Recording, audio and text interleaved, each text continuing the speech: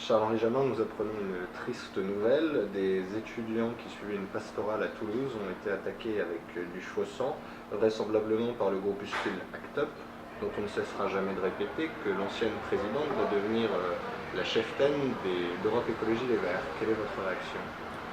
Eh bien là aussi, nous avons une expression d'une histoire qui s'est construite ces dernières années à travers des mouvements et des groupuscules qui se sont déguisés en mouvements fréquentables, alors même qu'ils sont fondamentalement liés à des actes, j'allais dire, révolutionnaires par essence, et que leur tactique ou leur stratégie, appelez ça comme vous voulez, consiste tout simplement à toujours plus choquer l'opinion pour faire en sorte que cette opinion soit petit à petit dans la situation de voir des actes se banaliser. On a banalisé la violence, on banalise aujourd'hui ce type d'actes. D'aucuns vont croire qu'il y aura une réaction, mais qu'est-ce qui va se passer après un acte comme celui-ci, qui est un acte odieux? Pardon, je ne l'ai pas dit tout de suite, mais c'est évidemment odieux. Mais qu'est-ce qui va se passer derrière? Eh bien, on va radicaliser les positions des uns et des autres, et c'est ce que veulent ce type de mouvement, c'est tout. Ils l'ont fait encore récemment pour la Fondation Le Jeune cet été. Nous avons d'ailleurs immédiatement dénoncé cet acte comme étant une agression absolument d'abord illégale. On attend que le gouvernement réagisse et prenne les mesures qui sont nécessaires. Et deuxièmement, sur le fond, on voit bien quelle en est l'intention. Déstabiliser l'opinion pour mieux petit à petit la diviser, la radicaliser et semer le chaos dans ce pays. Pendant qu'ACT UP asperge de faux sang les chrétiens à Toulouse, le vrai sang coule en Syrie. Le Parti chrétien-démocrate a une position très courageuse par rapport à la volonté d'intervention de François Hollande. Aujourd'hui se pose la question des chrétiens d'Orient de manière criante. Quelle est la position la vôtre et celle du PCD à cet égard? Je pense que les martyrs, j'emploie volontairement ce terme au pluriel parce qu'ils existent sous plusieurs formes. Il y a le martyr ultime, comme vous disiez, dans le bain de sang, mais il y a d'autres formes de martyrs. L'ostracisation sociale, le lynchage médiatique, pour n'en citer que deux autres formes, qui sont d'ailleurs, dans notre pays, on voit bien que petit à petit, ce sont des martyrs qui sont en train de se mettre en place. Ce qui se passe avec les chrétiens d'Orient, ce sont en fait des martyrs qui sont peut-être précurseurs de ceux qui pourraient arriver sur nos territoires occidentaux, si nous ne réagissons pas. Pourquoi? Parce que on touche avec les chrétiens d'Orient à l'originel de ce que nous sommes dans notre Europe judéo-chrétienne. L'origine, elle est là-bas. Et là encore, par rapport à tout ce que je vous ai dit, il s'agit de détruire ce qui fait qu'on puisse encore se revendiquer des racines. Or, les chrétiens d'Orient, ce sont nos grands frères. La France est fille aînée de l'Église. C'est pas le fils aîné. Nos grands frères, ils sont là-bas. Et donc nous avons un devoir, plus que de vigilance, nous avons un devoir de mobilisation pour faire en sorte que ces chrétiens, qui sont le seul vrai rempart à la paix, et ce qui est vrai en Orient est vrai en Occident aussi. On voit bien avec ce qui s'est passé que vous relatiez à l'instant, cet abominable fait divers, on attaque encore des chrétiens. On attaque le rempart qui permet encore dans la société d'avoir un germe de paix. Et donc, c'est ce qui fait que nous devons absolument réagir par rapport à ça et être, comment dirais-je, c'est pas acceptable. On ne peut pas accepter que des femmes et des hommes, parce qu'ils sont chrétiens, soient martyrisés, mis à l'encan, comme c'est le cas aujourd'hui. Par rapport à la question de la Syrie, nous avons réagi très vite, effectivement, au Parti chrétien-démocrate, au moment où le président Hollande était en train de faire deux choses. La première, de considérer qu'il fallait intervenir contre le régime en place, au détriment d'une analyse nous a semblé très manichéenne, qui consistait à dire que il y en a un qui était mauvais et l'autre qui ne l'était pas. Je n'ai pas dit qu'il était bon. On avait le sentiment qu'ils considéraient qu'il y avait le régime était mauvais et que ceux qui le combattaient n'étaient pas trop mauvais. Moi je suis désolé, dans ce pays on a affaire à une guerre civile qui met face à face deux horreurs. Et bien je ne suis pas persuadé qu'il soit de notre rôle d'intervenir dans ce genre de situation. En tout cas, par la voie armée, par la voie diplomatique, par la voie politique, ça c'est sûr. Ça c'est un délire. Bien sûr que nous avons un rôle, mais pas par la voie armée. Secondo, par rapport à ça, nous savions très bien que la triste variable d'ajustement de ce conflit, si nous intervenions, c'était les chrétiens d'Orient, c'était les chrétiens de Syrie. Ce sont les chrétiens du Liban ou tous ces chrétiens du Moyen-Orient, dont on sait, on a bien vu en Égypte aussi comment les choses se passent, c'était eux qui allaient subir l'ire des deux camps. Donc je ne vois pas en quoi une solution armée qui ne fait qu'augmenter la violence est une solution acceptable. En l'occurrence, pour nous, ça ne l'était pas. Il y avait une troisième raison aussi au fait que nous ayons réagi, c'est que pour la première fois dans l'histoire de la Ve République, tout à l'heure j'ai dit que François Mitterrand devait se retourner dans sa tombe, je pense que cette fois-ci c'est le général de Gaulle qui a dû se retourner dans sa tombe. Nous avons rompu avec une tradition diplomatique qui a fait la grandeur de la France et qui voulait que la France prenait toujours des décisions, non pas en se mettant sous la coupe de quelques coalitions ou de quelques pays que ce soit, mais par rapport à sa propre histoire et par rapport à ses propres intérêts et aux intérêts de ceux vers lesquels elle se retournait. Là, le président Hollande a dit aux Français, en fait, j'attends que le président des États-Unis me dise ce que je dois faire. Eh bien ça, c'est inacceptable. Pour continuer sur les questions internationales, on attend aussi du parti, souvent on attend du Parti chrétien-démocrate une parole nouvelle sur l'Europe. Et l'Union européenne est de plus en plus exclue des débats politiques, médiatiques en France, alors même que les élections européennes approchent. Est-ce que vous pourriez nous faire une première réaction un peu plus politique sur la candidature de Christine Boutin, et ensuite, quelle est votre vision au Parti chrétien-démocrate de l'Europe de l'avenir?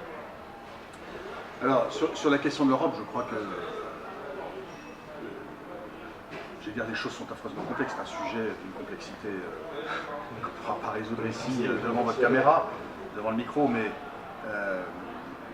tous les derniers scrutins qui ont touché l'Europe, qu'ils soient sous forme d'élections pour d'élections parlementaires, ou alors sous la forme des différents référendums que nous avons eus, ont démontré que les Français avaient divorcé avec l'Europe.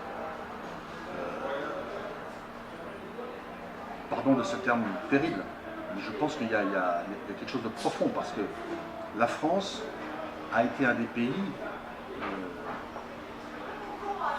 qui avait été leader en la matière. Puisque leader, enfin, qui avait constitué cette alliance formidable, qui était à l'origine certes sous un angle économique. Pourquoi? Parce qu'à l'époque, on était à l'époque de la reconstruction après la guerre, et qu'on était dans une période où cette dimension économique appelait à ce que le politique se positionne fortement sur ce sujet. Le problème, c'est qu'aujourd'hui, ce grand élan n'a pas abouti à cette Europe qu'il serait nécessaire que nous ayons aujourd'hui. Moi, ce dont je rêve, c'est que mes enfants, mes petits-enfants, les vôtres, puissent un jour être fiers d'être européens. Non pas en ayant effacé leur propre racine nationale, quelle qu'elle soit. Il ne s'agit pas d'effacer le fait qu'on est européen parce qu'on est français, italien, espagnol ou autre. C'est pas ça. Mais simplement parce que l'Europe, rappelez-vous ce que c'était qu'au Moyen-Âge. Moi, je suis toujours frappé par des gens, des personnes qui nous disent l'Europe, enfin, c'est un truc, c'est techno, ce qui est vrai, tel que c'est vécu aujourd'hui. Mais quand on lit un peu l'histoire, moi j'ai fait de la philosophie, quand je regarde ce qu'on nous racontait de saint Thomas d'Aquin, qui partait comme ça, ils passaient d'université en université, mais ils n'avaient pas le TGV, ils n'avaient pas les avions, ils partaient à dos de mulets, et ils allaient enseigner dans toutes les universités d'Europe. L'Europe était déjà vécue profondément, c'était une réalité quotidienne, profonde, et les gouvernants et les acteurs de la formation, enfin, quel qu'il soit, je repense un peu Madagascar, avaient la conscience de cette Europe et ils la vivaient. Et bien moi je rêve que mes enfants, mes petits-enfants, puissent demain revivre cette Europe dans laquelle on se sent bien, parce qu'on a cette vision commune d'un intérêt partagé, et surtout d'une histoire partagée. Moi j'ai été profondément choqué lorsque la question s'est posée de savoir si la Turquie devait rentrer dans l'Europe, qu'au même moment, on décide d'effacer la notion des racines judéo-chrétiennes européennes. On ne peut pas discuter avec des personnes qui ne nous ressemblent pas complètement si soi-même on n'est pas d'équerre avec ses propres convictions ou avec sa propre histoire personnelle.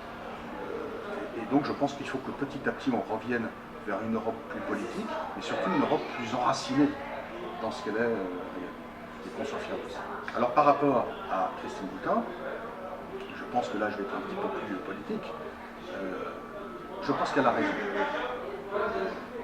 Et quand je dis ça, je le dis à titre personnel. Je ne le dis pas en tant que président du Parti chrétien-démocrate, parce que le parti aura à en débattre ultérieurement lorsque les choses seront enclenchées plus publiquement, si je puis dire. Pour l'instant, il y a les municipales, on verra pour les européennes après. Mais à titre personnel, je pense qu'elle elle reprend une décision très courageuse sur le plan politique.